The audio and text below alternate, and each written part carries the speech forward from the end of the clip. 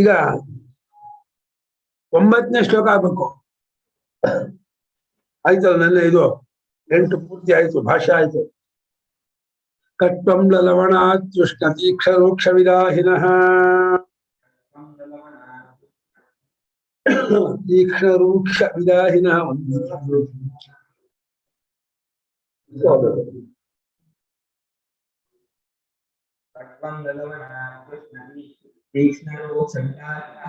ಆಹಾರ ರಾಜಸಶ್ರೇಷ್ಠ ದುಃಖ ಶೋಕ ಭಯಪ್ರದಾಹ.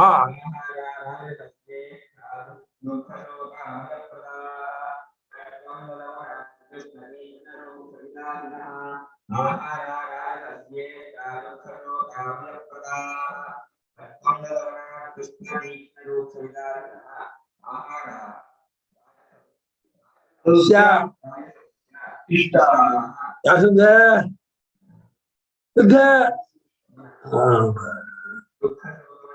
ಶೋಕ ಯಾಕಂದ್ರೆ ಇಲ್ಲಿ ಪೂರ್ವಾರ್ಧ ಒಂದೇ ಪದ, ಕಟ್ಟಂ ಲವಣ ಕೃಷ್ಣ ತೀಕ್ಷರೋಕ್ಷ ವಿದಾಹಿನಃ ಒಂದೇ ಪದ.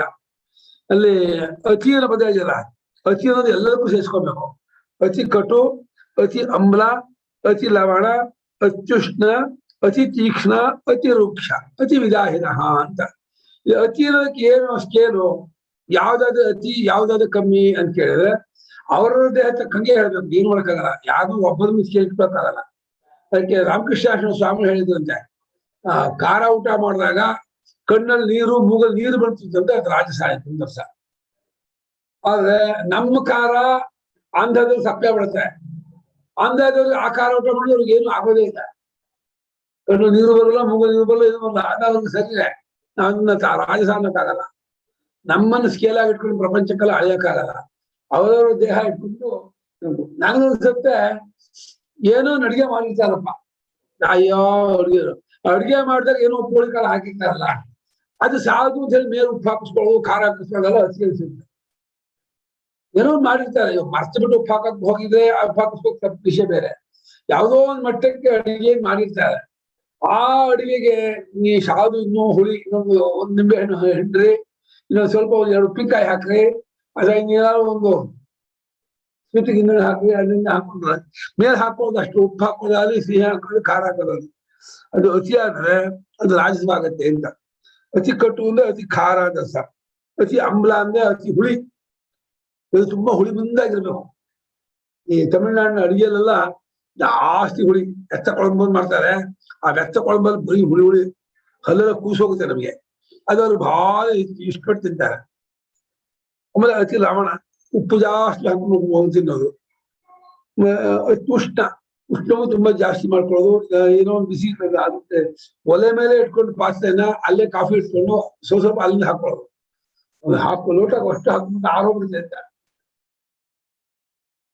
ಅತಿ ರೂಕ್ಷ, ರೂಕ್ಷ ಅಂದ್ರೆ ಇದು ಮಾಡಿದ್ದಾರೆ, ಯಾವುದು ಒಣಕಲು ಅಂತ ಮಾಡಿದ್ದಾರೆ. ಒಣಕಲಾಗಿರ್ತಕ್ಕದ್ದು. ವಿದಾಹಿ ಅಂದ್ರೆ ದೇಹವನ್ನು ಸುಡಿಸುವಂತ. ಇದು ಈಗ ರಾಜಸಸ್ಯ ಇಷ್ಟ, ರಾಜಸ ಗುಣದವನಿಗೆ ಇದು ಇಷ್ಟವಾಗತ್ತೆ ಅಂತ ಒಂದರ್ಥ. ಇದನ್ನು ತಿನ್ನುವವರಿಗೆ ರಾಜಗುಣ ಹೆಚ್ಚಾಗುತ್ತೆ ಅಂತ ಅರ್ಥ ಮಾಡ್ಬೋದು. ವಿದಾಹಿನ ಅಂದ್ರೆ ದೇಹವನ್ನು ಸುಡುವಂತಹ ಒಂದು ಆಹಾರಗಳು, ಅವುಗಳೆಲ್ಲ ರಾಜಸದವರಿಗೆ ರಜೋಗುಣ ಕೂಡ್ಕೊಂಡವ್ರಿಗೆ ಇಷ್ಟ ಅಂತ ಒಂದರ್ಥ. ಇವುಗಳನ್ನು ತಿನ್ನುವವರಿಗೆ ರಜೋಗುಣ ಹೆಚ್ಚಾಗುತ್ತೆ ಇನ್ನೊಂದು ಅರ್ಥ. ಇದೇನ್ ಮಾಡುತ್ತೆ, ಇದು ಜಾಸ್ತಿ ತಿಂದ್ರೆ ಒಂದು ದುಃಖವನ್ನು, ಶೋಕವನ್ನು, ಆಮಯ ಅಂದ್ರೆ ರೋಗ, ಇವುಗಳನ್ನು ಕೊಡುವಂಥದ್ದು. ಶೋಕ ಕೊಡುತ್ತೆ ಅಂದ್ರೆ ಶೋಕಕ್ಕೆ ಕಾರಣ ಮಾನಸಿಕ ಸಂತಾಪ. ಅಂದ್ರೆ ಸಣ್ಣ ಪುಟ್ಟ ವಿಷಯಕ್ಕೂ ಮನಸ್ಸಂಪ ತುಂಬಾ ಜಾಸ್ತಿ ಆಗುತ್ತೆ ಕಷ್ಟ. ಡೈರೆಕ್ಟ್ ಅದನ್ನ ಶೋಕ ಆಗಲ್ಲ. ಪ್ರಕೃತಿಯಲ್ಲಿ ಏನು ಸಣ್ಣ ಪುಟ್ಟ ಏರ್ಪೇರ್ ಇರುತ್ತೆ ಅದನ್ನ ತಡ್ಕೊಳಕ್ಕೆ ಆಗಲ್ಲ. ರಜೋಗುಣದವರಿಗೆ ಆ ಸಣ್ಣ ಪುಟ್ಟ ವ್ಯತ್ಯಾಸವು ತುಂಬಾ ಕೋಪ, ತುಂಬಾ ಬೇಜಾರು, ತುಂಬಾ ದುಃಖ, ತುಂಬಾ ಒಂದು ಗಾಬರಿ, ಈ ರೀತಿ ಆಗ್ತಾರೆ. ಆ ರೀತಿ ಆಗೋದ್ರಿಂದ ಅದನ್ನ ಶೋಕ ಕೊಡುತ್ತೆ ನಿಮಗೆ ಹೊರತು ನೇರವಾಗಿ ಊಟ ಮಾಡೋ ಶೋಕ ಹೆಂಗ್ ಕೊಡುತ್ತೆ ಅಂತ ಹಾಕಿರಬಾರ್ದು. ಕಟ್ಟಂ ಲವಣ ತುಷ್ಟ ತೀಕ್ಷರು ಕ್ಷುವಿದಾಹಿನ ಇತ್ಯತ್ರ ಅತಿಶಬ್ದ ಸರ್ವತ್ರ ಯೋಜ್ಯ. ಕಟ್ಟು ಆಮೇಲೆ ಕಟ್ಟು ಅರ್ಥ ಹೇಳಿದ್ನಲ್ಲ ಆ ರೀತಿ ಪ್ರತಿಯೊಂದಕ್ಕೂ ಅತಿಶಬ್ದವನ್ನ ಅನ್ವಯ ಮಾಡ್ಕೊಂಡು ಅರ್ಥ ಮಾಡ್ಕೊಳ್ಳಿ ಅಂತ ಇದ್ದಾರೆ ಭಾಷಿಕಾರರು. ಅದು ಬರೀತಾರೆ ಮುಂದೆ ಪ್ರತಿ ಕಟು ಅತಿ ತೀಕ್ಷ್ಣ ಇತ್ಯೇವಂ. ತುಂಬಾ ಖಾರ, ತುಂಬಾ ಒಂದು ಕಟು ಖಾರ, ಇದು ತೀಕ್ಷ್ಣ ಬೇರೆ ಕಟು ಬೇರೆ. ಪ್ರತಿ ಕಟು ಅಂದ್ರೆ ತುಂಬಾ ಇದು ಖಾರ, ತೀಕ್ಷ್ಣಕ್ಕೂ ಖಾರಕ್ಕೆ ಅಸನ ಬರ್ತದೆ ಭಾಷಿಕಾರ ಯಾಕೋ ಇದು ಒಂದಕ್ಕೂ. ಚುಚ್ಚೋದು ತೀಕ್ಷ್ಣ, ಖಾರ ಬೇರೆ ಚುಚ್ಚೋದು ಬೇರೆ. ಅತಿಯಾದ ಕಟು ಅಮ್ಲ ಉಷ್ಟ. ತೀಕ್ಷ್ಣ ಮೂಲದಲ್ಲಿ ಇದೆ ಅಲ್ವಾ, ಕಟು ಇದೆ ತೀಕ್ಷ್ಣವೂ ಇದೆ. ಭಾಷ್ಯಕಾರರು ಇದಕ್ಕೆ ಪ್ರಸಿದ್ಧಾರ್ಥ ಅಂತ ಹೇಳಿ ಬಿಟ್ಬಿಟ್ಟಿದ್ದಾರೆ. ಒಂದೇ ಕಳೆದಿರುವ ಅತಿಶಬ್ದವನ್ನು ದೇಹದಿ ಜೀವನ್ಯಾಯದಿಂದ ಎಲ್ಲರಿಗೂ ಸೇರಿಸ್ಕೊಳ್ಬೇಕು. ಸೂಕ್ಷ್ಮವೆಂದೇ ರಾಗಿ ನವಣೆ ಮುಂತಾದವರಿಂದ ಒಣಕಾಗಿರುವುದು ಎಂದು ವ್ಯಾಖ್ಯಾನಕಾರರು ಅರ್ಥವಿದೆ. ಹೆಚ್ಚಾಗಿ ಹುರಿದು ಜಿಡ್ಡು ಹೋಗಿರುವುದು ಎಂದು ಅರ್ಥ ಮಾಡಬಹುದು ಎಂದರು ಸ್ವಾಮಿಗಳು. ಹೀಗೆ ಒಣಕಲಾಗಿರ್ತಕ್ಕಂಥ ಬರಗಲಾಗಿರ್ತಕ್ಕಂಥ ಆಹಾರ ಅಂತ ತುಂಬಾ ಜಾಸ್ತಿ ಹುರಿದ್ರು ಸಿಹಿ ಹೋಗಿರ್ತಲ್ಲ, ಅದನ್ನು ತಗೋಬಹುದು ಅಂದ್ರು. ಕಟುವುದ ಖಾರ ಅಲ್ವಾ, ಅತಿ ಕಟು ಖಾರ, ಕಟುವುದ ಕಟುವುದ ಕಹಿ, ಆಮೇಲೆ ತೀಕ್ಷ್ಣ ಖಾರವ, ಅತಿ ತೀಕ್ಷ್ಣ ಕಹಿ ಮಾಡ್ಕೊ. ಏನಕ್ಕೂ ಅರ್ಥ ಬರದೇ ಇಲ್ಲ ಪದಗಳು.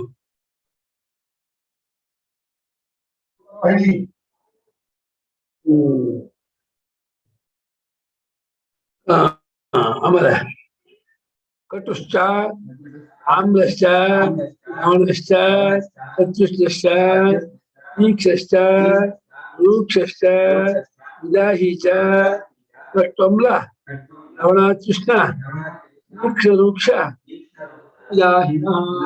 ಕಟು ಅಂದ್ರೆ ಕಹಿ, ಅಂಬಲ ಅಂದ್ರೆ ಕಟ್ಟೊಂಬಲ. ಅಂಬಲ ಅಂದ್ರೆ ಹುಳಿ, ಹುಳಿ ಆಗಿರ್ತಕ್ಕದ್ದು. ಲವಣ ಅಂದ್ರೆ ಉಪ್ಪು, ಉಷ್ಣ ಅಂದ್ರೆ ಬಿಸಿ, ಅತಿ ಉಷ್ಣ ಅಂತ. ತೀಕ್ಷ್ಣ ಅಂದ್ರೆ ಚುಚ್ಚೋದು, ಖಾರ, ತುಂಬಾ ಖಾರ. ರೂಕ್ಷ ಅಂದ್ರೆ ಬರಗಲು. ವಿದಾಹಿ ಅಂದ್ರೆ ಸುಡುವಂಥದ್ದು, ನಾಲ್ಗೆಯನ್ನು ಹೊಟ್ಟೆಯನ್ನು ಸುಡುವಂಥದ್ದು. ರಾಯಿಗಳು ಆಹಾರ ರಾಜಸಸ್ಯ ಇಷ್ಟ. ಆ ಆಹಾರಗಳು ರಾಜಸನಿಗೆ ರಜೋಗುಣದಿಂದ ಕೂಡಿಕೊಂಡ ಮನುಷ್ಯರಿಗೆ ಅದು ಇಷ್ಟವಾಗತ್ತೆ, ಅದು ನಾವು ಬಯಸ್ತಾರೆ. ಆ ರೀತಿ ಇರಬೇಕು ಅಂತ ಮೇಲ್ಮೇಲೆ ಉಪ್ಪು ಹಾಕಿಸ್ಕೊಳ್ತಾರೆ, ಹುಳಿ ಹಾಕಿಸ್ಕೊಳ್ತಾರೆ, ಖಾರ ಹಾಕಿಸ್ಕೊಳ್ತಾರೆ. ದುಃಖ ಶೋಕಾಮಯ ಪ್ರದಾಹ ದುಃಖಂಚ ಶೋಕಂಚ ಆಮಯಂಚ ಪ್ರಯಚ್ಛಂತಿ ಇತಿ. ಮಯಂಚ ಆಮಯಂಚ ಪ್ರಯಚ್ಛಂತಿ ಈ ದುಃಖ ಶೋಕಾಮಯ ಪ್ರದಾಹ. ದುಃಖವನ್ನ ಅಂದ್ರೆ ಮನಸ್ಸಿಗೆ ಸಹಿಸೋಕಾಗದೆ ಇರ್ತಕ್ಕಂಥ ಕಷ್ಟ ಅಂತ ತಗೋದು. ಇಲ್ಲಿ ಎಲ್ಲವೂ ನೇರ ಅದೇ ಆಹಾರ ಕೊಡಲ್ಲ, ಆಹಾರ ನಿಮಿತ್ತದಿಂದ ಬರುವ ಪರಿಣಾಮ ಏನಿದೆ ಪ್ರಕೃತಿಯಲ್ಲಿ ಅದು ತಗೋಕಾಗದೆ ಮನಸ್ಸಿನ ಸ್ವಭಾವ. ಹಾಗಾಗಿ ಏನಾಗ್ಬಿಡುತ್ತೆ, ಪ್ರಾಕೃತಿಕವಾದ ಸಣ್ಣ ಪುಟ್ಟ ವ್ಯತ್ಯಾಸವನ್ನು ಸಹಿಸ್ಬೇಕಾಗಲ್ಲ. ದುಃಖವನ್ನು ಶೋಕವನ್ನು ಆಮಯ ಕಾಯಿಲೆ ರೋಗವನ್ನ ಕೊಡುತ್ತೆ. ಆದ್ರಿಂದ ದುಃಖ ಶೋಕಾಮಯ ಪ್ರದಾಹ ಅಂತ ಭಗವಂತ ಈ ಆಹಾರಗಳು ತ್ಯಜಿಸಬೇಕು, ಈ ಆಹಾರ ಸೇವಿಸಬಾರ್ದು, ಇಟ್ಕೋಬಾರ್ದು, ರಾಜಸಕ್ಕೆ ಕಾರಣ ರಜೋಗುಣದ ಇಷ್ಟ ಬರುವಂತಹ ಆಹಾರ ಅಂತ ಭಗವಂತ ನಿಂದೆ ಮಾಡ್ತಾನೆ. ತಮೋಗುಣ ಆಹಾರ ಯಾವುದು ಪಟ್ಟಿ ಮಾಡ್ತಾನೆ. ಯಾತಯಾಮಂ ಗತರಸಂ ಪರಿಯುಷಿತಂಚಯತ್ ಶಿಷ್ಟಮಂ ಚಾಮೇಧ್ಯಂ ಭೋಜನಂ ತಾಮಸ ಪ್ರಿಯಂ.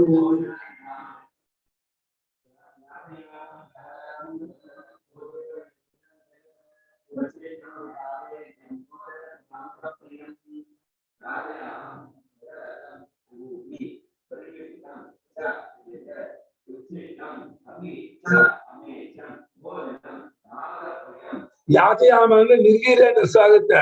ಆದ್ರೆ ಗಜರಸ ಅನ್ನೋದ್ರಲ್ಲಿ ನಿರ್ಗೀರ್ಯ ಹೇಳಿರೋದ್ರಿಂದ ಯಾತಯಾಮ ಅಂದ್ರೆ ಮಂದ ಪಕ್ವಾದ ರಸ ಮಾಡಿದ್ದಾರೆ. ಅಂಜಕ್ಕಿಯಿಂದ ಅಂದಲ್ಲ, ಅನ್ನ ಅರ್ಧಂಬರ್ಧ ಬೆಂದಿರೋ, ತರಕಾರಿ ಅರ್ಧಂಬರ್ಧ ಬೆಂದಿರೋ, ಬೇಳೆಲ್ಲ ಅರ್ಧಂಬರ್ಧ ಬೆಂದಿರೋದಿಲ್ಲ, ಅದು ಯಾಸಿಯಾಮ ಅಂತೆ, ಅದು ತಾಮಸ ಅಂತ ಅಲ್ಲಂತೆ, ಮಂದಪಕ್ವ ಅಂತ. ನಿರ್ವೀರ್ಯಸ್ಯ ಕಸರಸೇನ ಉಕ್ತತ್ವ ಮಂದಪಕ್ವ ಯಾಮ ತಿನ್ಬಾರ್ದು, ತಾಮಸ ತಿನ್ಬೇಕು, ತಮಗಳು ಹೆಚ್ಚಾಗ್ಬೇಕು ತಿನ್ಬೇಕು. ಶಕ್ತಿ ತಮಗಳ ಶಕ್ತಿ ಬರುತ್ತೆ, ಕೀಚಕರ ಶಕ್ತಿ, ಆ ಶಕ್ತಿ ಮಹಾಶಕ್ತಿ ಬರುತ್ತೆ. ಸ್ಥೂಲ ಅದ ಅವ್ರು ಅದು ಬೇಕು, ಕೀಚಕ ಮುಗಿಸಿದವರು ಅದು ಬೇಕು ಅಂತಾರೆ, ಬೇಡ ಅಂತ. ಅರ್ಧಂಬರ್ಧ ಬೆಂದಿರೋ ಆಹಾರ ತಿನ್ಬೇಡಿ. ರಸ ಹೋಗಿರೋದು ಅಂದ್ರೆ ಅದೇನು ಅದ್ರಲ್ಲಿ ಇದೆಲ್ಲ ಸತ್ವ ಇಲ್ಲ, ಅದು ಪೂರ್ತಿ ಅಂದ್ರೆ ದುರ್ಗಂಧದಿಂದ ಕೂಡಿದ್ದು, ಕೆಟ್ಟ ವಾಸನೆ. ಹಾ, ಆಮೇಲೆ ಪರ್ಯೂಷ ಇದು ಹಳಸಿರೋದು, ಪರ್ಯೂಷಿತ ಅಂದ್ರೆ ರಾಜ್ಯ ಕೆಲಸ ಹಳಸಿರು ಮಾಡಿ ಚೋಮ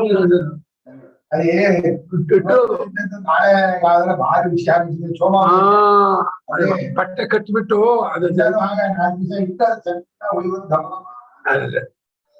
ಇದು ವಾಸನೆಯಿಂದ ಕೆಟ್ಟ ವಾಸನೆ ಕೂಡಿದ್ದು, ರಾತ್ರಿ ಕಳೆದಿರೋದು, ಹಳಸಿರೋದು, ನಿರ್ವೀರ್ಯವಾಗಿರೋದು, ಮತ್ತೆ ಮಂದ ಪಕ್ವಾಗಿರೋದೆಲ್ಲ ಇದು ತಾಮಸವಂತ. ಇನ್ನೊಂದು ಉಚ್ಚಿಷ್ಟ, ಉಚ್ಚಿಷ್ಟ ಎಂಜಲು ದರ್ಶ ಮಾಡಬಾರ್ದು ಅಂತ ಹಾಕಿದ್ದಾರೆ ನೋಡು. ಎಂಜಲು ಅರ್ಥವಲ್ಲ, ಒಬ್ಬರು ಊಟ ಮಾಡಿ ಉಳಿದಿರೋದು ಎಂದಷ್ಟೇ ಅರ್ಥ. ಶಾಸ್ತ್ರದಲ್ಲಿ ಹೇಳಿರುವ ಕಡೆಯಲ್ಲದೆ ಮಿಕ್ಕ ಕಡೆಯಲ್ಲೂ ತಾಮಸ ಉಚ್ಚಿಷ್ಟವನ್ನು ಭೋಜನ ಮಾಡುತ್ತಾರೆ. ನೇರಾಗಿ ಎಂಜಲು ತಿನ್ನುವುದು ಅತಿ ತಾಮಸ ಎಂಬುದು ಸ್ಪಷ್ಟವಾಗಿ ಅದನ್ನು ಹೇಳಲೇಬೇಕಾಗಿಲ್ಲ. ಹಾಸ್ಯಾಸವ ಅಂತಾರತ್ತೆ ಎಂಜಿನಿಗೆ, ಹಾಸ್ಯಾಸವ. ಕೊರೋನಾ ಕಾಲದಲ್ಲಿ ಯಾವಾಗುದಿಲ್ಲ ಅಯ್ಯಾಸಯ. ಅಮೇಧ್ಯ ಅಂದ್ರೆ ನೈವೇದ್ಯ ಮಾಡಕ್ಕೆ ಬರದೇ ಇರುವಂತ ಆಹಾರ ಅಂತ. ಈರುಳ್ಳಿ ಬೆಳ್ಳುಳ್ಳಿ ನೈವೇದ್ಯ ಮಾಡಲ್ವಲ್ಲ, ಅದು ಅಮೇಧ್ಯ. ಪವಿತ್ರವಲ್ಲದ್ದು ಅಷ್ಟೇ ಇರ್ತ. ಮೇಧ್ಯವಲ್ಲದ್ದು ಪವಿತ್ರವಲ್ಲದಿದೆಲ್ಲ ಯಾವ್ದನ್ನ ನಾವು ಯಜ್ಞದಲ್ಲಾಗ್ಲಿ ಪೂಜೆಯಲ್ಲಾಗ್ಲಿ ನೈವೇದ್ಯ ಮಾಡೋಲ್ವ, ಅದು ಅಮೇಧ್ಯ, ಅದನ್ನು ತಿನ್ಬಾರ್ದು. ಈ ಈರುಳ್ಳಿ ನೈವೇದ್ಯ ಮಾಡ್ಸಿರೋ ಇಲ್ಲ, ಎಲ್ಲಮ್ಮನ್ನು ಮಾಡ್ತೀರಂತೆ, ಎಲ್ಲಮ್ಮನ ದೇವರಿಗೆ ನಾವು ಎಲ್ಲಮ್ಮನ ಪೂಜೆ ಮಾಡಿ ತಿನ್ಬೋದು. ಮುಂದಾಯ್ತು ಅವಾಗ ಅವಳು ಇದಿಲ್ಲ, ನಿಮ್ ಪದ್ಧತಿ ಹಾಕ್ರಿ, ನಮ್ಮ ಪದ್ಧತಿ ಅಂತ ಹೇಳ್ತಿದ್ದ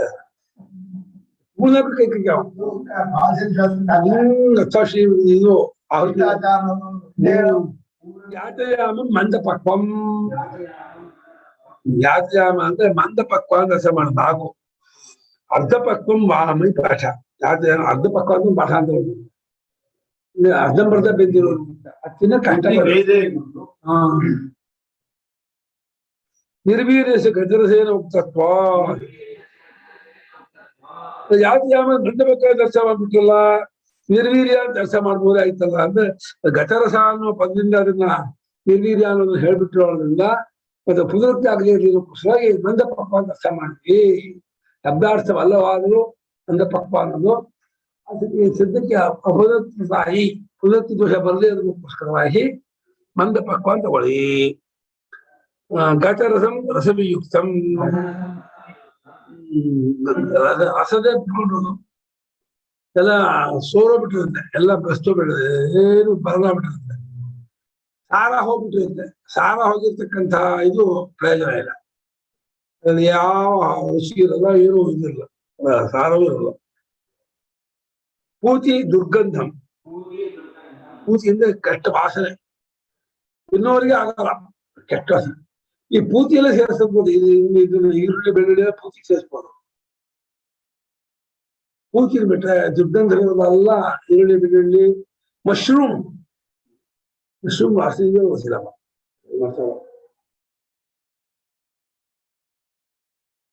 ವ್ಯಕ್ತಿ ಹೋದ್ರು ವಾಸನೆ ಸಮಸ್ಯೆ ಏನಂದ್ರೆ ಈ ಆಡು ಕುರಿ ಮೇಕೆ ಈ ಮಾಂಸ ಈರುಳ್ಳಿಗಿಂತ ಉತ್ತಮ. ಆ ಮಾಂಸ ತಿನ್ಬೇಕು ಶಾಸ್ತ್ರ ತಿನ್ನಕ್ಕೆ ಅವಕಾಶ ಇದೆ. ಗೃಹಸ್ಥರಿಗೆ ಮಾಂಸ ತಿನ್ನೋದಕ್ಕೆ ಶಾಸ್ತ್ರದಲ್ಲೇ ಆಡು ಮೇಕೆ ಜಿಂಕೆ ಮೊಲ ಖಡ್ಗಮೃಗ ಎತ್ತು ಇದ್ರಲ್ಲಿ ಬಹಳ ಹೋಗಿದ್ದಾರೆ. ಆ ಮಾಂಸ ಮೇಜ್ಯ ಮಾಡು ಮೇಜ್ಯ ವಾಸನೆ ಏನ್ ಬಂದ. ಈರುಳ್ಳಿ ತಿನ್ನ ಒಪ್ಪಿಲ್ಲ, ಮಾಂಸ ತಿನ್ನಕ್ ಒಪ್ಪಿದ್ದಾರೆ. ಅದು ಎಲ್ಲಾ ಮಾಂಸವೂ ಅಲ್ಲ, ಕೆಲವು ಮಾಂಸ. ಈರುಳ್ಳಿ ತಿನ್ನಕ್ ಯಾವ ಸ್ಮಿತಿಗಾರರು ಒಪ್ಪಿಲ್ಲ, ಅದು ಆಶ್ಚರ್ಯ. ಏನೋಪ್ಪ ಹಾ ದಶನ ವಿದ್ವಾಹ ಬಿಡ್ಡ ಗ್ರಾಮಹಲ್ಯ ಗ್ರಾಮಸೂಕರ ಪರಿವಿಷಿತಂಚ ಪಕ್ವಂ ಸತ್ ರಾತ್ಯಂ ಚರಿತಂಚ ಯತ್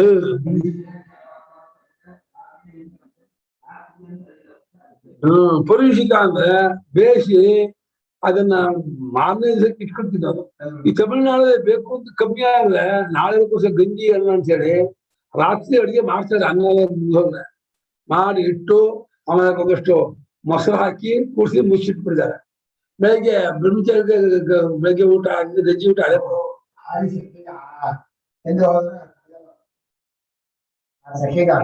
ತುಂಬಾ ಚೆನ್ನಾಗಿರ್ತದೆ ರಾತ್ರಿ ಮಾಡಿ ಇಟ್ಟಿದ್ದು ಮೊಸರು ಕಟ್ತಾರಲ್ಲ ಬೆಳಗ್ಗೆ ಒಂಚೂರು ಉಪ್ಪಿನಕಾಯಿ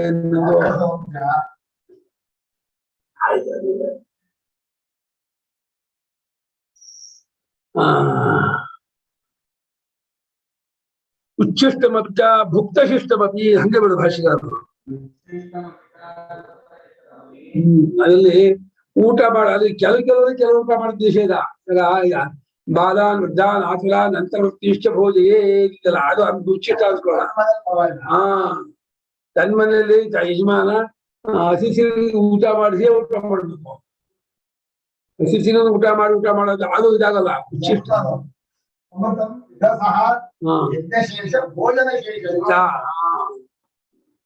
ಆದರೆ ಯಜಮಾನ ತನ್ನ ಪತ್ನಿ ಊಟ ಮಾಡಿದ್ರೆ ಊಟ ಮಾಡಬಾರ್ದು ಅದು ಪತ್ನಿ ಊಟ ಮಾಡ್ಬಿಟ್ರು ಅಂದ್ರೆ ಯಜಮಾನ ಮತ್ತೆ ಊಟ ಮಾಡಬಾರ್ದು ತಾಯಿ ಊಟ ಮಾಡಿದ್ರೆ ಮಗ ಊಟ ಅದುಂಟು ತಾಯಿ ಊಟ ಮಾಡಿದ್ರೆ ಮಗ ಊಟ ಮಾಡೋದು ತಪ್ಪಿಲ್ಲ ಹೆಂಡತಿ ಊಟ ಮಾಡ್ಬಿಟ್ರೆ ಗಂಡ ಊಟ ಮಾಡ್ಬಾರ್ದು ಆಮೇಲೆ ಅದನ್ನ ನನ್ ಗೊತ್ತಾ ಇದ್ದಾರೆ ನಾನು ನಾಗರಾಜರು ನಮ್ ಒಳ್ಳೆ ಸ್ಥಾನ ಕೊಟ್ಟರು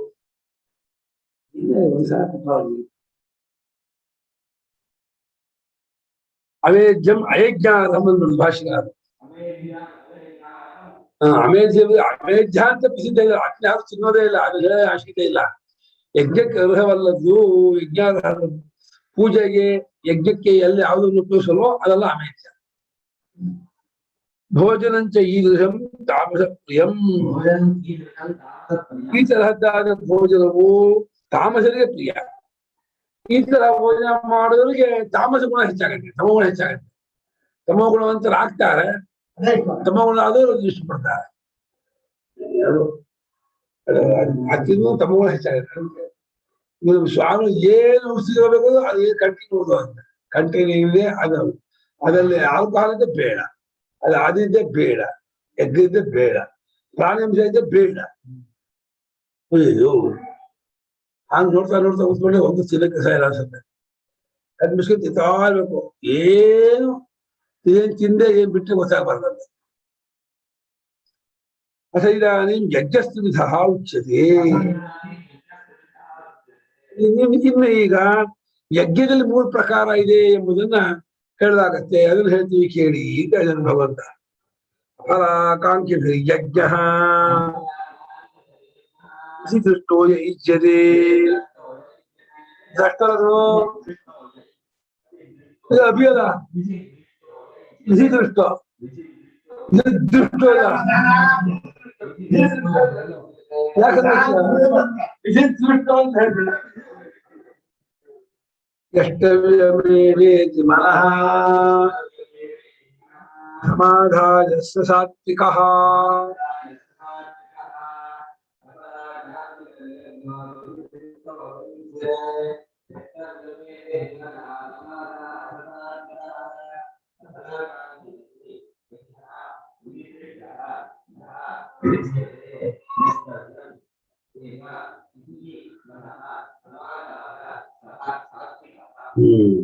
ಫಲಾಕಾಂಕ್ಷಿಗಳು ಅಲ್ಲದೇವರಾಗಿ ಯಾವ ಬಯಕೆಯನ್ನು ಅಧಿಕ ಆಗುಷ್ಟು ಯಾವ ಫಲವನ್ನು ಬಯಸದೆ ಶಾಸ್ತ್ರದಲ್ಲಿ ಹೇಳಿದೆ ಅಷ್ಟೇ ಕಾರಣಕ್ಕೆ ಶಾಸ್ತ್ರದಲ್ಲಿ ಹೇಳಿದ್ದೇ ಆಗಿರ್ಬೇಕು ನೀರು ಇಷ್ಟಪಟ್ಟಿದ್ದಾಗಬಾರ್ದು ಕರ್ತವ್ಯ ಮೇವ ಅಷ್ಟೇ ಮಾಡ್ಬೇಕು ಅಷ್ಟೇ ಶಾಸ್ತ್ರದಲ್ಲಿ ಕಟ್ಟದ್ದಾಗಿರ್ಬೇಕು ಹೀಗೆ ನನ್ನ ಧರ್ಮ ನನ್ನ ಕರ್ತವ್ಯ ಅಂತ ಮಾಡ್ತಾ ಇರ್ಬೇಕು ಯಾವ ಫಲವನ್ನು ಅಪೇಕ್ಷಿಸಿಕೊಂಡಿರ್ಬಾರ್ದು ಅದ್ರ ಸಂಘವೂ ಇರಬಾರ್ದು ಕರ್ಮದಲ್ಲಿ ಹದ್ದಾದ ಕರ್ಮ ಏನಿದೆ, ಮನಸ್ಸಮಾಧಾನ ಮಾಡುವಂತಹದ್ದು ಯಾವ ಕರ್ಮ ಇದೆ ಆ ಯಜ್ಞ ಸಾತ್ವಿಕ ಯಜ್ಞ. ಸಾತ್ವಿಕ ಯಜ್ಞ ಅನ್ಸ್ಕೊಳ್ಳುತ್ತೆ. ಇದರಲ್ಲಿ ಅಫಲಾಕಾಂಕ್ಷಿ ಕರ್ಮಯೋಗದ ಆ ಅಂಶ ಇದೆ. ಆಮೇಲೆ ವಿಧಿ ದೃಷ್ಟ ಅಂತ ಹೇಳಿದ್ರಿಂದ ಶಾಸ್ತ್ರದಲ್ಲಿ ಹೇಳಿದಂತೆ ಮಾಡ್ಬೇಕೆ ಹೊರತು ನಮ್ದೇ ಅವರವ್ರ ಕರ್ತವ್ಯ ಅಂತ ಆಯ್ತು. ವಿಶೇಷ ಕರ್ಮನ್ನೇ ಬೇಕಾ ಅಂತ ಆಯ್ತು. ತಮ್ಮ ವರ್ಣಾಶ್ರಮಕ್ಕೆ ಹೇಳಿದ ಕರ್ಮಗಳನ್ನೇ ಮಾಡ್ಬೇಕು ಅಂತ ಆಯ್ತು. ಮಾಡುವಾಗಲೂ ಮಾಡ್ಬೇಕಷ್ಟೇ, ಯಾಕೆ ಕೇಳ ಹಾಗಿಲ್ಲ, ಅಷ್ಟೇ. ನಿಷ್ಕಾರಣ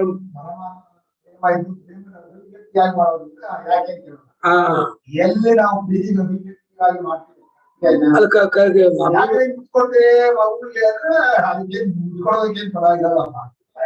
ಮಗುಗೆ ಏನ್ ಮಾಡಿದ್ರು ಕೂಡ ಒಂದು ಪ್ರೀತಿ ಹೇಗೆ ಮಾಡ್ತೀವೋ ಹಾಗೆ ಅಂತ ಯಾವ್ದೊಂದು ಪ್ರೀತಿಯಿಂದ ಮಾಡ್ತೀವೋ ಇಷ್ಟೊಟ್ಟು ಮಾಡ್ತೀವೋ ಅದು ಯಾಕೆ ಪ್ರಶ್ನೆ ಮಾಡೋಣ. ಇಷ್ಟೊಟ್ಟು ಮಾಡಿದ್ರೆ ಸಮಾಧಾನ.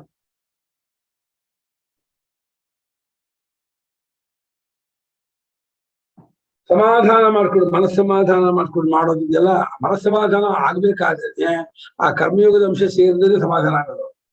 ಫಲಾಪೇಕ್ಷೆ ಇದ್ರೆ ಇದೇನೋ ಯಾರೋ ಹಾಳಾಗಿದ್ರೆ ಚಡಬಡಿಸ್ತಾ ಇರುತ್ತೆ.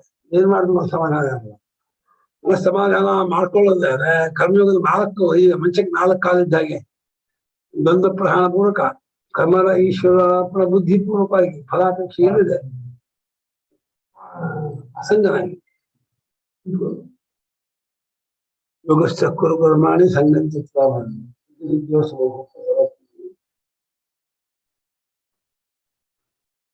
ಅಫಲಾಕಾಂಕ್ಷಿಭಿಃ ಅಫಲಾರ್थिभिः ಯಜ್ಞಃ ವಿನಿಷ್ಠಶ್ಚ ಶಾಸ್ತ್ರದೃಷ್ಟಃ ಯಜ್ಞಃ ಇಚ್ಯತೆ ನಿರ್ವರ್ತತೆ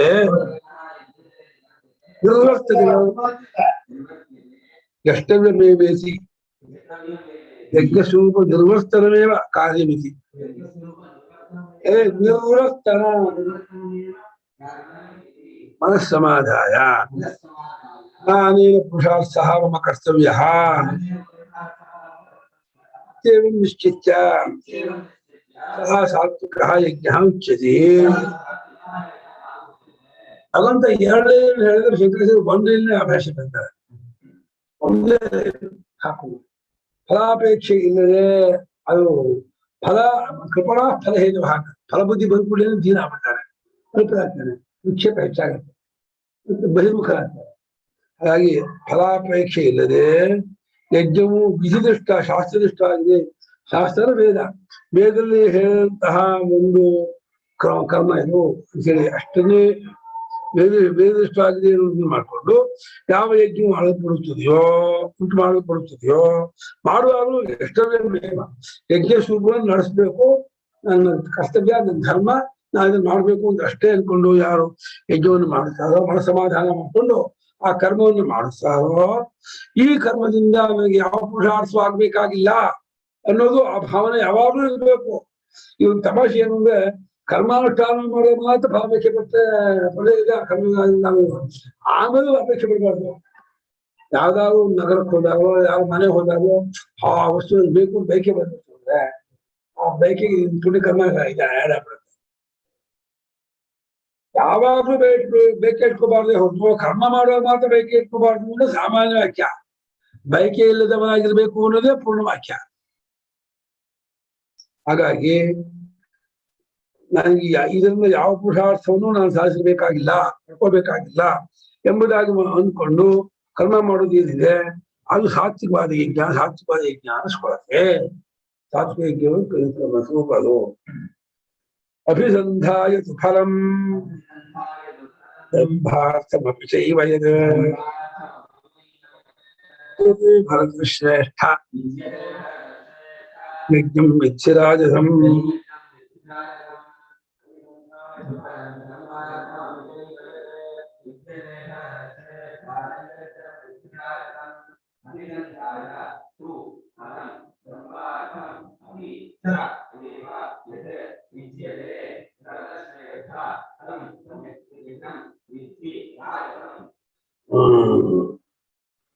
ಅಭಿಸಂಧಾಯ ಅಂದ್ರೆ ಗೊತ್ತು ಮಾಡ್ಕೊಂಡು ಗುರಿ ಮಾಡ್ಕೊಂಡು ಆ ಫಲಕ್ಕಾಗಿ ಮಾಡ್ತಾ ಇದ್ದೀವಿ. ಏನೋ ಹೀಗೆಲ್ಲ ಫಲವನ್ನು ಅಭಿಸಂಧಾನ ಗುರಿ ಮಾಡಿಕೊಂಡು ಅದು ಮತ್ತು ದಂಭಾರ್ಥ ಅಂದ್ರೆ ಬರೀ ತೋರ್ಗಾಣಿಕೆ, ಒಳಗೆ ಭಾವ ಇಲ್ಲ, ಭಕ್ತಿ ಇಲ್ಲ, ಶ್ರದ್ಧೆ ಇಲ್ಲ, ತೋರ್ಗಾಣಿಕೆಗಾಗಿ ಮಾಡುವಂತಹ ಕರ್ಮ ಯಾವ್ದುಂಟೋ ಆ ಹೇ ಭರತಶ್ರೇಷ್ಠ ಆ ರೀತಿ ಯಜ್ಞ ಮಾಡಲ್ಪಟ್ಟ ಯಜ್ಞವು ಅದು ರಾಜಸಾದ ಯಜ್ಞದಿಂದ ತಿಳ್ಕೋ. ತೋರ್ಗಾಣಿಕೆ ಆಗಿದ್ದು, ಫಲಾಪೇಕ್ಷೆಯಿಂದ ಇದ್ದು, ಹೇಳ ದಂಭಾಸಂ ಅಭಿಸಂಧಾಯ ತುಂಬಾ ಕಮ್ಮಿ ಇದ್ದವ ಫಲಾಪೇಕ್ಷೆ ತೋರ್ಗಾಣಿಕೆ ಇರುತ್ತೆ ಉದ್ದೇಶ. ಅದಕ್ಕೆ ಅಫಲಾಕಾಂಕ್ಷಿ ವಿದಿಷ್ಟ ಎಷ್ಟೆಲ್ಲ 3 ಹೇಳಿದ್ರು, ಈಗ 2 ಹೇಳಿದ್ರು. ಫಲಾಪೇಕ್ಷೆ ಇಟ್ಕೊಂಡು ದಂಭಕ್ಕೆ ಮಾಡ್ಬಿಟ್ರೆ ಎರಡು ನಾನು ಮಾಡೋದಿಲ್ಲ, ನಾನ್ ಮಾಡೋದಿಲ್ಲ ಗೊತ್ತಾಗ್ಬೇಕು, ಜನ ನೋಡ್ಬೇಕು, ನಮ್ಮ ತುಂಬಾ ಹಂತ ಇದೆ. ಅಲ್ಲ, ಫಲಾಪೇಕ್ಷೆ ಇದ್ದವರಿಗೆ ನೋಡ್ಬೇಕು ಅಂತ ಇಲ್ಲ. ಹಾಗೆಲ್ಲ ಪ್ರಚಾರ ಅದಲ್ಲ, ಜನಗೇನೋ ಮಕ್ಕಳಾಗಬೇಕು, ಐಶ್ವರ್ಯ ಬರಬೇಕು, ಗುಟ್ಟಾಗಿ ಮಾಡ್ತಾರೆ.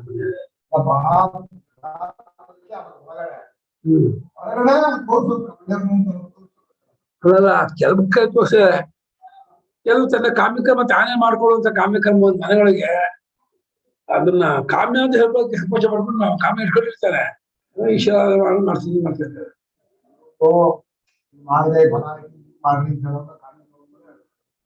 ಕೆಲವರು ನಾನೇನು ಕಾಮ್ಯ ಇಟ್ಕೊಂಡು ಮಾಡೋದೇ ಜಾಸ್ತಿ. ಅಭಿಸಂಧಾಯತು ಉದ್ದೇಶ ಫಲಂ ಚೈವ ಯತ್ ಭರತ ಶ್ರೇಷ್ಠತೆ ಟೋಕನೇಟ್ ಬಿಡಿದ್ದಾರೆ ಭಾಷೆ, ಏನು ಬರದೇ ಇಲ್ಲ, ಒಂದೇ ವ್ಯಾಖ್ಯೆ ಮಾಡ್ತಿಲ್ಲ. ಪಟ್ಟಾರ್ಥ ಶ್ಲೋಕ ಆಯ್ತು. ಅದೇ ಫಲದ ಅಪೇಕ್ಷೆ ಅನ್ನೋದಿದೆಯಲ್ಲ, ಅದೊಂಥರ ಮುಟ್ಬೇಕಾದ ಜಾಗ ಇದೆ, ಅಲ್ಲಿವರೆಗೂ ಹೌದು. ಅಷ್ಟೇ ಅಲ್ಲ, ಮಧ್ಯೆ ಯಾರೋ ತಂಟಿ ಮಾಡಿದ್ರೆ ಒದ್ದಾಡ್ತಾರೆ, ಕೋಪ ಮಾಡೋದೇ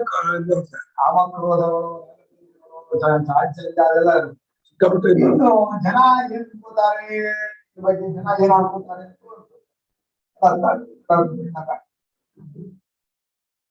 ವಿಧಿಹೀನಮಸೃಷ್ಟಾನ್ನಂ ಮಂತ್ರಹೀನಮದಕ್ಷಿಣಂ ಶ್ರದ್ಧಾ ವಿರಹಿತಂ ಯಜ್ಞಂ ತಾಮಸಂ ಪರಿಚಕ್ಷತೆ.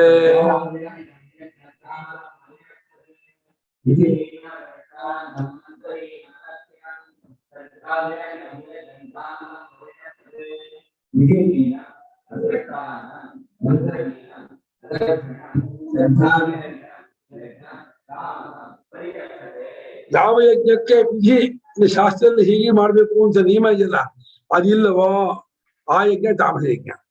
ಯಾವ ಯಜ್ಞದಲ್ಲಿ ಅನ್ನದಾನವೇ ನಡೆಯಲ್ವೋ, ಅವ್ನು ಸ್ವಾಮಿ ಆಗಲಿ ಒಂದು 1000 ಜನ ಊಟ ಮಾಡ್ಕೊಂಡು ಹೇಳ್ತಾರೆ, ಬರೀ ಮಾತ್ರ ಊಟ ಮಾಡ್ಕೊಂಡು ಸ್ವಾಮಿಯಾಗ ಮಾಡೋದು, ಅದು ತಾಮಸವೇ.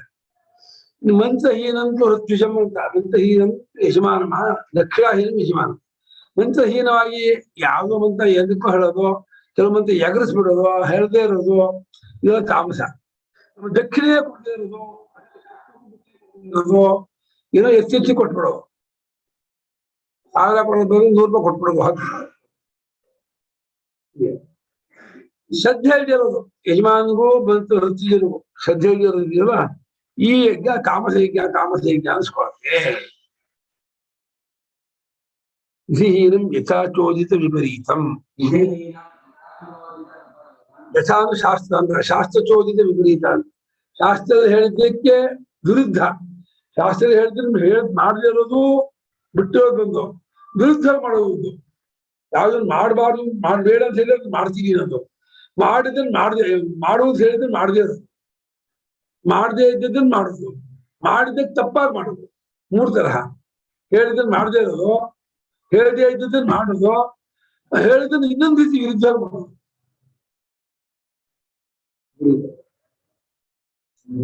ಅಸೃಷ್ಟಾನ್ನಂ ಬ್ರಾಹ್ಮಣೇಭ್ಯ ನಸೃಷ್ಟಂ ನದತ್ತಂ ಅನ್ನಂ ಯಸ್ಮಿನ್ ಯಜ್ಞೆ.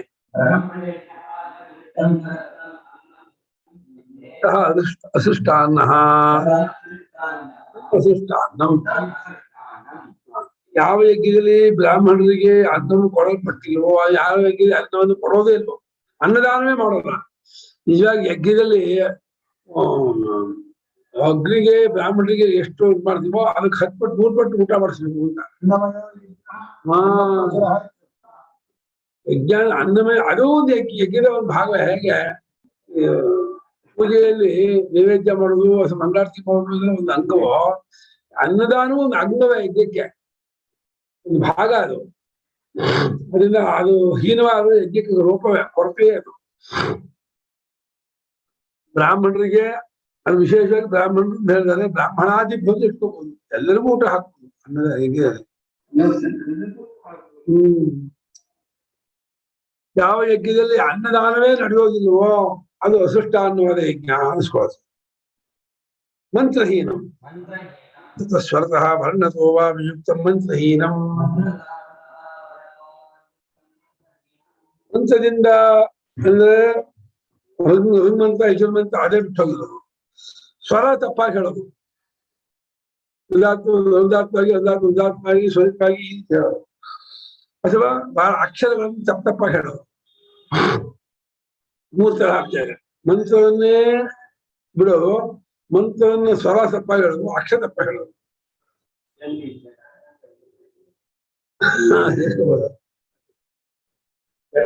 ಮಂತ್ರ ಇದ್ದಾರೆ ಒಬ್ಬ ಮಕ್ಕಳಿದ್ದಾರೆ ಅಂದ್ರೆ ಓದ್ತೀವಿ. ಜಟಾಘನ ಹೇಳೋರು ನಮ್ ತಪ್ಪುಲ್ಲಪ್ಪ ಅವರು. ಅದಕ್ಕೆ ಉಕ್ತ ದಕ್ಷಿಣ ರಹಿತಂ. ಅದಕ್ಕೆ ದಕ್ಷಿಣೆ ಕೊಡಲ್ಲ ಅಂತ ಹಾಗೆ ಮಾಡಬೇಡಿ, ದಕ್ಷಿಣೆ ಕೊಡ್ಬೋದು. ಹೇಳಿದಷ್ಟು ನೋಡ್ಬೇಕು. ಆ ದಕ್ಷಿಣ ಶತಂಗಾವೋ ದಕ್ಷಿಣ ಸಮಯ ಕೇಳ್ತಾರಲ್ಲ, 100 ಹಸು ಅಷ್ಟು ದಕ್ಷಿಣೆ. ಪಾಪ ಆಗ್ತದೆ. ಒಂದು ಹಸು 30-40 ಸಾವಿರ, ಬೇಡ 20 ಸಾವಿರ ಕಿಟ್ಕೊಳ್ಳಿ, 20 ಲಕ್ಷ ದಕ್ಷಿಣೆ ಕೊಡ್ಬೇಕು. ಆಮೇಲೆ ನಿಮ್ ಚಪ್ಪಳಕ್ಕೆ, ಸಂತರ್ಪಣೆಗೆ, ತುಪ್ಪಕ್ಕೆ, ಸಂಬಾರಕ್ಕೆ ಸೋಮಯಾಗ ಮಾಡ್ದ ಅಂದ್ರೆ ಸ್ವಲ್ಪ ಒಂದು 50 ಲಕ್ಷ ಇಟ್ಕೊಂಡಿದ್ರೆ ಮಾಡ್ಬೋದು. ಇದು ಅಂದ್ರೆ ವರಿಷ್ಠ ಚಿನ್ನನೇ ಇಡ್ಬೇಕು. ಬೇರೆ ಏನ್ ಮಾಡ್ತಾರೆ, ಚೂರು ಇಟ್ಟು ಮಾಡ್ತಾರೆ, ಒಂದೇನೋ ಲೋಹದಿಟ್ಟು ಅದಕ್ಕೆ ಚೂರು ಚಿನ್ನ ಅಂಟಿಸ್ಬಿಡ್ತಾರೆ. ಅಲ್ಲ ಬುದ್ಧಿಗೆ ಕಲ್ಚರ್ ತೀರ್ಬೋದು. ಚಿನ್ನ ಇಟ್ಟಿದೀವ, ಚಿನ್ನ ಮುಚ್ಚಬೇಕು ಅಂತಿದೆ, ಇಲ್ಲ ಚಿನ್ನದ ಕೋಟಿ ಕೊಟ್ಬಿಡೋದು, ಇಲ್ಲ ಚಿನ್ನವನ್ನು ಅವನ ಅರ್ಧ ಕಾಮಿಟ್ಟು ಬೇರೆ ಇದಕ್ಕೆ ಅಂಟಿಸ್ಬಿಡೋದು. ಬುದ್ಧಿವಂತಿಕೆ ಮಾಡೋದು. ಶಾಸ್ತ್ರದಲ್ಲಿ ಹೇಳಿದ ದಕ್ಷಿಣೆ ಇರೋದು ಅದಕ್ಷಿಣ. ಶ್ರದ್ಧಾ ವಿರಹಿತಂ ಯಜ್ಞಂ ತಾಮಸಂ ಪ್ರತ್ಯಕ್ಷತೆ ತಮೋ ನಿರ್ವರ್ತಂ ಕಥೆಯಂತಿ. ಶ್ರದ್ಧೆಯಿಂದ ಬೀಳಲ್ಪಟ್ಟ ಶ್ರದ್ಧಾರಹಿತವಾದ ಯಜ್ಞ ಅದು ಬಹಳ ಮುಖ್ಯ.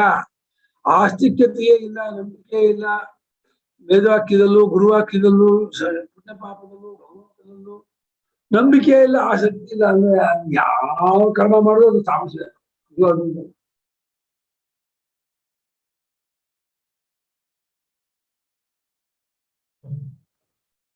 ತಮೋ ನಿರ್ವರ್ತ ಎಂಬುದಾಗಿ ಹೇಳುತ್ತಾರೆ. ಅಸೈದಾನಿ ತಪಸ್ಸಿಬುಧ ಮುಚ್ಚತೆ. ಈಗ ತಪಸ್ಸಿನಲ್ಲಿ 3 ಪ್ರಕಾರ ಹೇಳ್ತೀರಿ ಅಂತ ಹೇಳ್ತಾರೆ ಪರಮಾತ್ಮ. ತಪಸ್ಸಿನ ಇಲ್ಲಿ ಶಾರೀರಿಕ ತಪಸ್ಸು, ವಾಚಿಕ ತಪಸ್ಸು, ಮಾನಸಿಕ ತಪಸ್ಸು. ಅದರಲ್ಲಿ ಫಲಾಕಾಂಕ್ಷೆ ಇದ್ರೆ ರಾಜಸ, ಅದಿಲ್ಲದೆ ಹೋದ್ರೆ ಸಾತ್ವಿಕ, ಹಾಳ ಹೋಗಿ ಮಾಡಿದ್ರೆ ತಾಮಸ.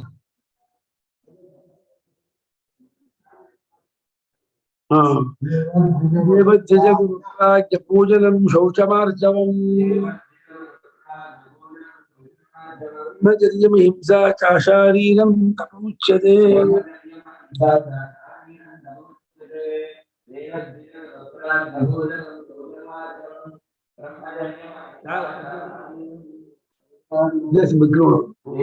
ದೇವಾಶ್ಚ ಧೃತಾಶ್ಚ ಗುಣವಶ್ಚ ಪ್ರಾಜ್ಞಾಶ್ಚ ದೇವ ಪ್ರಾಜ್ಞಾಃ.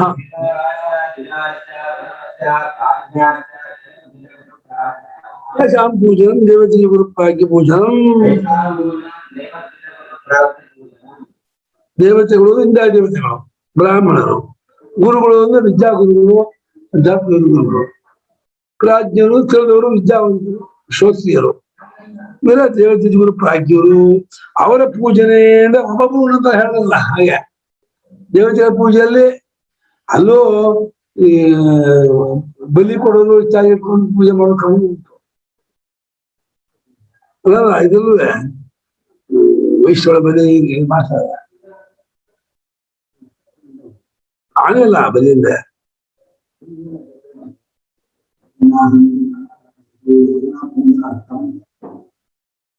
ದ್ವಿಜರ ಪೂಜೆ ಚೆನ್ನಾಗಿ ಊಟ ಹಾಕಿ ನಿಮ್ಮ ದಕ್ಷಿಣ ಕೊಡಿ, ಅವ್ರಿಗೆ ಶುಶ್ರೂಷೆ ಮಾಡಿ ಸೇವೆ ಮಾಡಿ. ಗುರುಗಳದ್ದು ಅಷ್ಟೇ, ಚೆನ್ನಾಗಿ ಶುಶ್ರೂಷೆ ಮಾಡೋದು, ಅವ್ರ ಮಾತನ್ನು ಕೇಳ್ಕೊಂಡಿರೋರು. ರಾಜ್ಯರು ತಿಳಿದವರು ದೊಡ್ಡವರು, ಅವರ ಪೂಜೆ ಮಾಡೋದೇ ದೇವತೆಗಳು ಮಾಡೋ ಪೂಜೆ. ನಾವು ದಂಡನೆ ಆಗ್ಬೇಕು.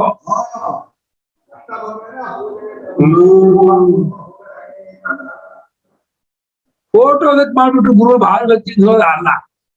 ಗುರು ಫೋಟೋ ಇಟ್ಕೊಂಡು ಮಾಲೆ ಹಾಕ್ಬಿಟ್ಟು ಅದ್ಮ ಸುಲಭ. ಯಾಕಂದ್ರೆ ಅಲ್ಲಿ ಬೈಯಲ್ಲ, ಏನು ಮಾಡಲ್ಲ. ಪ್ರತ್ಯಕ್ಷ ಗುರು ಹತ್ರ ಹೋಗಿ ಬಹಳ ಕಷ್ಟ. ಅಲ್ಲಿ ಹತ್ತು ಹೋಗುದ ಫೋಟೋ ಗುರುಗಳಿಗೆ ಏನ್ ಮಾಡಿಸ್ಕೊಡ್ತಾರೆ ಪಾಪ, ವಿಗ್ರಹದ ಫೋಟೋ ಇದೆ. ಅದಕ್ಕೆ ನೀವು ನಾಗಪ್ಪನಿಗೆ ಹಾಲಿದ್ರೆ ತುಂಬಾ ಈಸಿ. ಪ್ರತ್ಯಕ್ಷ ನಾಗಪ್ಪ ಹೋದ್ರೆ ಆ ಮನೆ ನೋಡೋದೇ ಇಲ್ಲ, ಕೋತಗಳು ಹೊಡೆದು ಸಾಯಿಸೋದು. ಈ ನಾಗಪ್ಪ ಅಲ್ರಿ ಶನಿ ಹರಿಯೋದು, ಕಲ್ಲಿಂದು ಕಂಡ್ರಿ, ಇದು ಕಚ್ಚುತ್ತೆ, ಸಾಯಿಸತ್ತೆ ಅಂತಾರೆ. ಅಂತಿದ್ರು ಅವರು. ಶೌಚಂ ಆರ್ಜವಂ ಶುಚಿತ್ವ. ಶೌಚ ಯಾಕೆ ಬಂದಿಲ್ಲ ಹೇಳ್ತಾರ ಅಂತ. ಶೌಚತ್ವ, ಶುಚಿತ್ವ ಮತ್ತು ರುಚಿತ್ವ ಬಂತು. ಒಂದ್ಸ ಬಂದ ದ್ವಿಧಂ ಶೌಚಂ ಮೃಜಲಾಭ್ಯಾಂ ಬಾಹ್ಯಂ ಶೌಚಂ ಕಾಮಾದಿ ದೋಷ ರಹಿತ ಆಂತರಿಕಂ ಶೌಚಂ. ಸ್ವಾಧ್ಯಾಯಾದಿಗಳು ಇಂದ್ರಿಯ ಶುಚಿತ್ವ ಬರುತ್ತೆ. ಶುಶ್ರೂಷೆಯನ್ನು ದೇಹ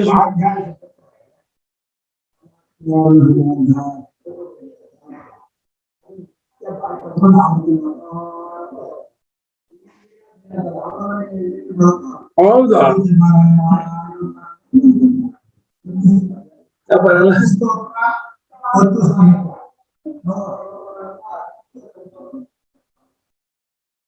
ಗೀತೆ ಲಗಿನ ಮೋಕ್ಷ ವಿಷ್ಣುಸ್ತಾಮ ಲಲಿತಾಮ ಉದಯ ಶಾಸ್ತ್ರೆ ಕಾರಿಕೆಗಳು ಮುಖ್ಯ ಧರ್ಮದ ವಾಕ್ಯಗಳು. ಒಂದು 30 ಗಂಟೆ ಕಟ್ ಮಾಡ್ಬೇಕಮ್ಮ, ಕಟ್ಟು ಪಾಠ ಮಾಡ್ಕೋಬೇಕು. ಅದು 2 ಗಂಟೆ ಜೋರು ಶ್ರೀಲಕ್ಷ್ಮಿ ಇದೆ. ಶ್ರೀಲಕ್ಷ್ಮಿ ಭಾರಿ ಗಟ್ಟಿಗಳು. ಶ್ರೀಲಕ್ಷ್ಮಿ ಇದಾರಲ್ಲ ಸೂಪರ್ ಕಟ್ ಮಾಡ್ತಾರೆ. ಬಂದಿಲ್ಲ, ಇದಾರೆ, ಬಂದಿದ್ದಾರೆ. ಹೌದಾ.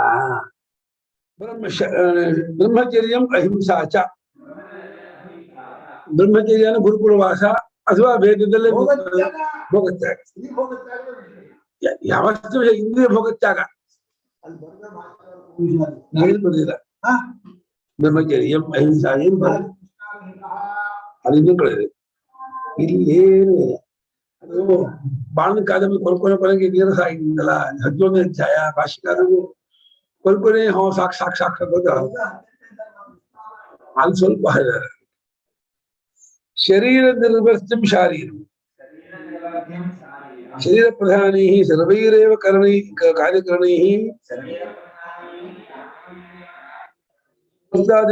ಸಾಧ್ಯಂ ಶಾರೀರಂ ತಪೋಚ್ಯತೆ. ಶರೀರದಿಂದ ನಡೆಯುವಂತಹದ್ದು ಶರೀರ ಪ್ರಧಾನವಾದ ಎಲ್ಲಾ ದೇಹೇಂದ್ರಿಯದಿಂದಲೂ ನಡೆಯುವಂತಹ ಮತ್ತು ಕಷ್ಟಗಳಿಂದ ನಡೆಯುವ ತಪಸ್ಸಿದೆಯಲ್ಲ, ಆ ಶಾರೀರ ತಪಸ್ಸು, ಶಾರೀರ ತಪಸ್ಸು ಕರೀತಾ ಇದ್ದಾರೆ. ಪಂಚೇತಸ್ಯ ವಕ್ಷ್ಯತಿ. ಆ ಕರ್ಮಕ್ಕೆ 5 ಕಾರಣ. ಅಧಿಷ್ಠಾನ ತಥಾ ಕರ್ತ ಕರಣಂಚ ಪ್ರಸಕ್ತಿಯಂ ವಿವಿಧಾಶ್ರಮ ಜೀವಾತ್ಮ.